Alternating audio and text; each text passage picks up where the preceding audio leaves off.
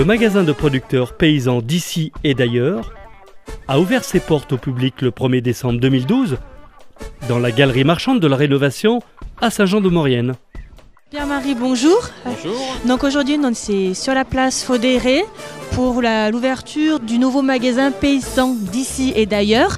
Alors vous pouvez nous parler un peu, parce qu'apparemment c'est le premier commerce relais de la communauté de communes, donc nous expliquer qu'est-ce que c'est cette nouveauté. Oui, dans le cadre de la politique souhaitée par la communauté de communes, il y a une ligne qui s'appelle commerce relais. Et c'est quoi? C'est que la collectivité, en l'occurrence la communauté de communes, rachète des commerces pour les mettre sur le marché à disposition de commerçants à des prix du marché pour que l'activité soit viable. Donc ça fait quelques temps qu'on cherchait ces commerces, qu'on cherchait à racheter, ça n'a pas été simple, on a pu le faire l'année dernière parce qu'il y a un propriétaire compréhensif qui a bien voulu nous le vendre à un prix qui soit raisonnable. Les travaux, alors on a été un petit peu embêtés par les travaux, mais c'est pas grave. Aujourd'hui, ce qui compte, c'est que ce magasin soit ouvert et qu'il redonne vie à la place Faudéré. Voilà, donc c'est une politique globale qui a été souhaitée par la ville, par la communauté de communes. Et surtout, on fait d'une pierre deux coups, puisque là, les premiers à rentrer dans ce magasin sont des paysans d'ici et d'ailleurs. C'est tout un ensemble de producteurs locaux. Donc ça veut dire qu'en faisant vos courses à Saint-Jean, vous achetez des produits mauriennais, cultivés, fabriqués par des personnes passionnées.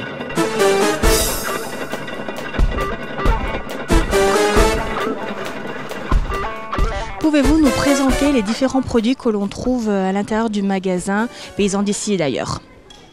Alors au départ sur les associés, les six associés, nous avions un producteur de légumes, un producteur de pommes, un producteur de tomes de vache, de tomes de chèvre, de volaille et de pain biologique. Voilà. Et donc nous sommes ouverts, on a à peu près 30, 35, voire on va monter jusqu'à 40 producteurs avec nous. Donc nous avons, si on part du fond de la vallée, on a du bleu de Termignon, on a du veau qui vient d'Ossois, du bœuf, on a de l'agneau qui vient de Villard-Gondran, on a de la volaille qui vient des Urtières et d'Argentine également. Des pommes qui viennent de chez Xavier Tourné à Tournon. Le pain qui vient de Beaune. On aura même du poisson qui va venir d'une pisciculture du côté de Faverges. Des noix, du miel, des confitures, du vin d'éton, des brioches. Il y a de quoi faire largement un panier garni, gourmand. Voilà. Une sorte de petite épicerie. Voilà, c'est même des produits de première nécessité.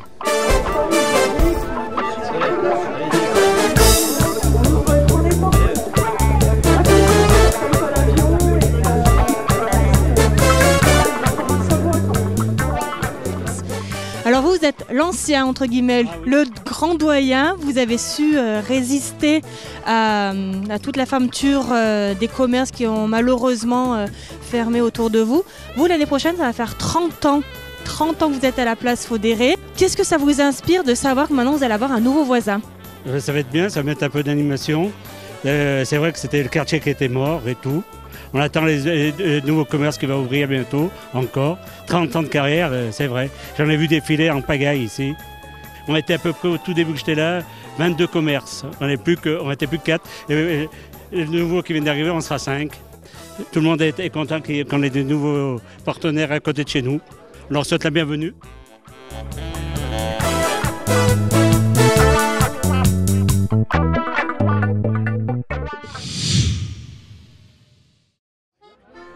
De la neige en abondance et les premières traces de ski nous annoncent le début de l'hiver un peu précoce.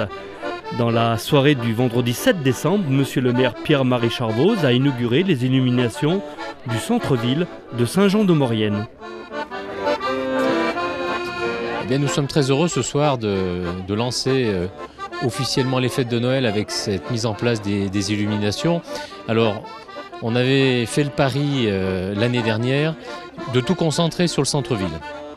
On a été vraiment très très content du résultat et on s'est dit que chaque année on allait agrémenter et racheter des guirlandes pour étendre petit à petit et étendre le centre-ville. 2, 1.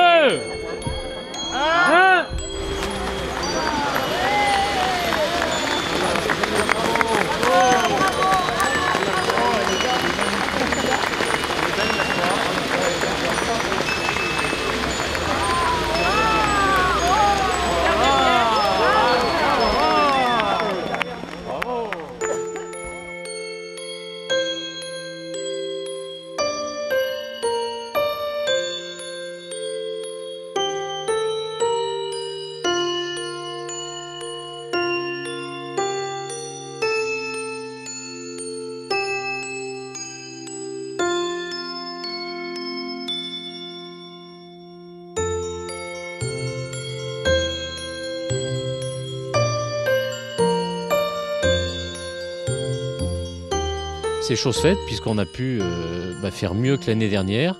Je crois que le résultat se passe de commentaires. Il y a beaucoup de monde qui est venu, qui est content de se retrouver autour d'un vin chaud. Mais de voir la ville sous ce manteau blanc, là ça sent Noël. Merci à Maurienne TV et puis excellente fête de fin d'année.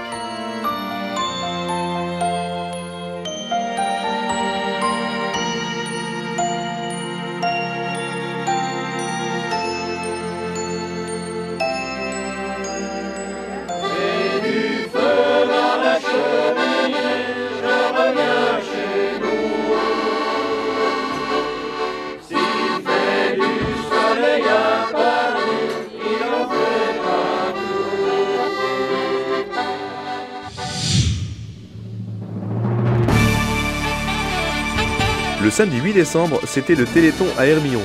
Au programme, démonstration de la grande échelle des sapeurs-pompiers et vente de pain cuit dans le four communal. Donc on a passé combien? 40 kilos deux fournées, une hier soir, une hier après-midi, puis une aujourd'hui. Et puis voilà, ça s'est très bien passé. Le pétrissage a été fait par Fred. Et l'ensemble, le reste du travail a été fait par les 3 amis de la Miche qui étaient là aujourd'hui. Et ça s'est fait impeccablement. Le pain a l'air bon puisque tout le monde se l'arrache. Voilà. Ouais, donc vous êtes pompier professionnel donc au centre de secours principal de Saint-Jean-de-Maurienne. Est-ce que vous pouvez nous donner un peu plus de détails sur le fonctionnement de la grande échelle de Saint-Jean et les caractéristiques qu'elle a? Alors le fonctionnement, donc ça c'est la particularité, c'est que c'est une échelle pivotante à mouvement séquentiel. C'est-à-dire qu'on peut envoyer qu'un seul mouvement à la fois. Après au niveau performance, c'est une échelle qui peut monter jusqu'à 30 mètres de haut. Donc ça fait un immeuble environ de 10 étages. Oui. Et après au niveau des missions qu'on peut faire, ces missions premières ça va être le sauvetage des personnes lors d'un incendie. Et après on fait d'autres missions comme extinction. Donc on peut installer une grosse lance sur l'échelle, on peut installer un brancard, on peut aller faire des reconnaissances d'appartements seulement, etc.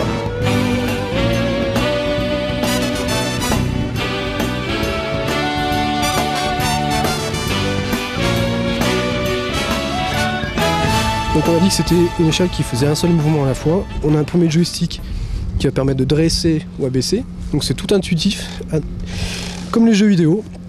Quand vous tirez vers vous, c'est comme les avions, vous allez pouvoir dresser. Quand vous poussez, vous allez abaisser. Après vous avez pivotement à gauche, pivotement à droite. Le deuxième joystick, lui, va servir à développer. Donc en fait vous avez vos échelons, vos échelles qui vont se superposer, développer ou reployer. Tout simplement.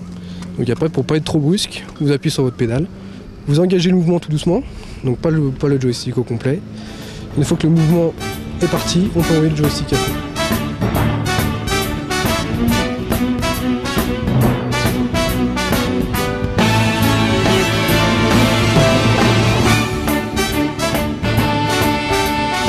Disons que l'association des fêtes d'Hermillon va donner un coup de main au Téléthon, en participant notamment à l'organisation du repas.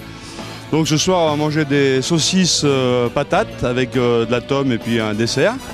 Donc avec les quelques 70 adhérents bénévoles de l'association des fêtes, on va essayer de apporter notre soutien, on va dire, au Téléthon. Les gens descendent ensuite avec le flambeau jusqu'à Hermillon pour voilà, chaque flambeau est vendu 5 €, et toujours au bénéfice du Téléthon. Donc voilà, tout ce qu'Hermillon fait pour le Téléthon avec le concours de belote d'hier soir. Je pense qu'on est toujours dans une bonne petite recette qui rentre dans les caisses du Téléthon. Et c'est très bien comme ça.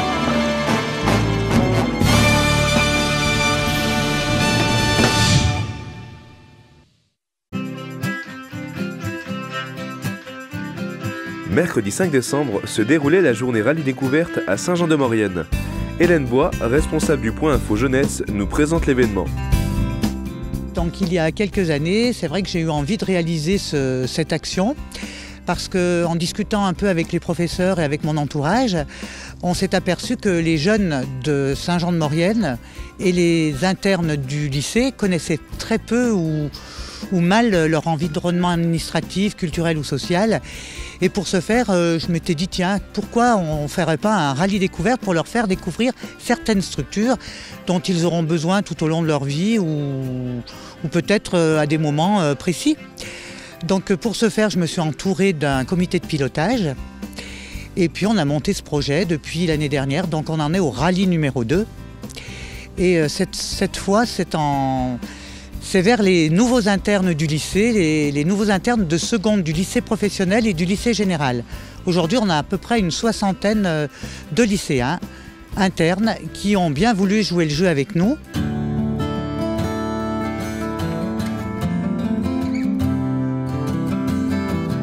Les premiers échos qu'on peut avoir aujourd'hui, c'est leur satisfaction et leur surprise de découvrir qu'il y a autant de choses à leur disposition pour leur tranche d'âge et qui peut les accompagner sur des problématiques spécifiques ou même dans leur quotidien.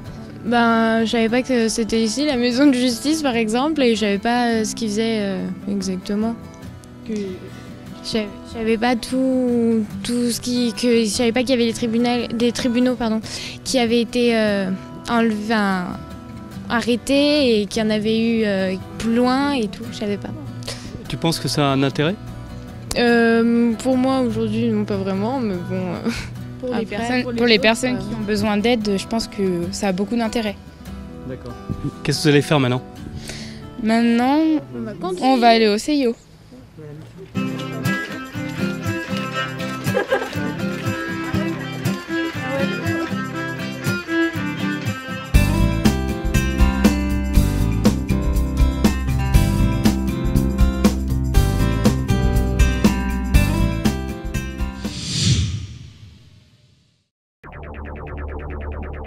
Le mercredi 12 décembre, dans la station de Saint-François-Longchamp, il ne fallait pas être superstitieux pour installer les paravalanches sur le domaine du télésiège du Grand Pic de la Lausière.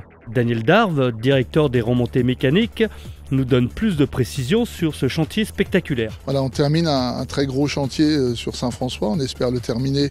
On profite des rayons du soleil qui ont été un peu rares ces derniers jours pour terminer le chantier avec l'hélicoptère pour poser les paravalanches dans la montagne. On travaille depuis le mois d'août à faire des points d'ancrage, des attaches, et là on est dans la dernière phase.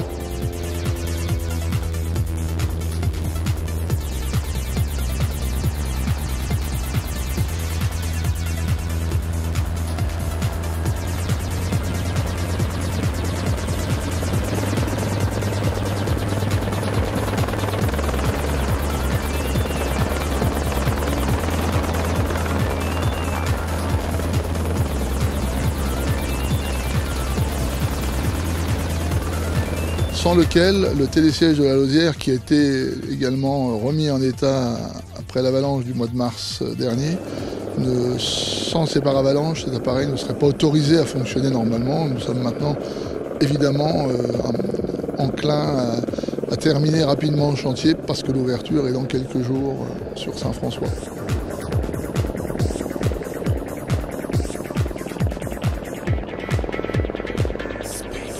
Grâce à la présence de l'hélicoptère, des déclenchements d'avalanches préventifs ont été réalisés par un système mobile à gaz, plus connu sous le nom de Décibel.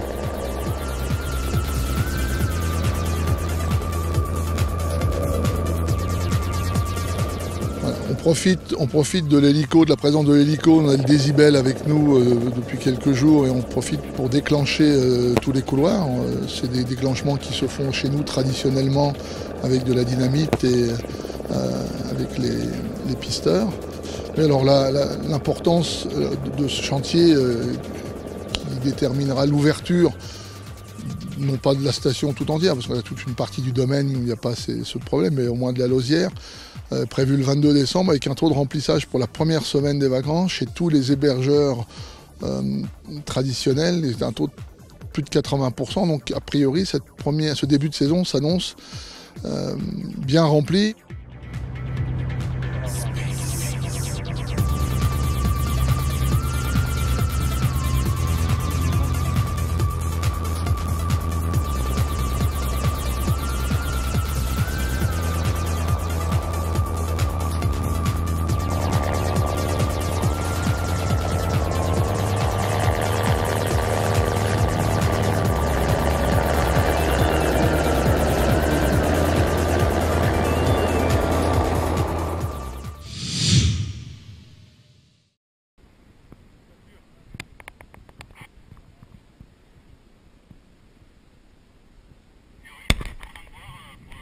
Oh putain!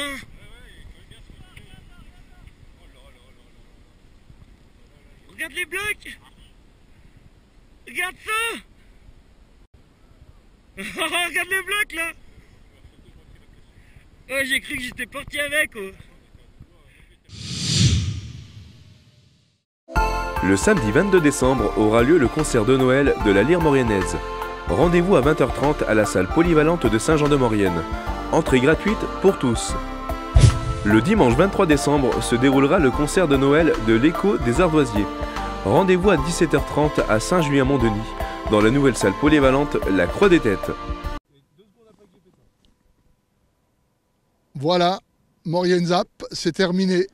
On se retrouve bien sûr la semaine prochaine. Allez, on s'en va. Voilà l'osière. L'hélico revient. Ah, il est où l'hélico? L'hélico. Je l'entends. Non, je l'entends. Oui, moi aussi, je l'ai entendu. Tu nous entends? Allô? Allô?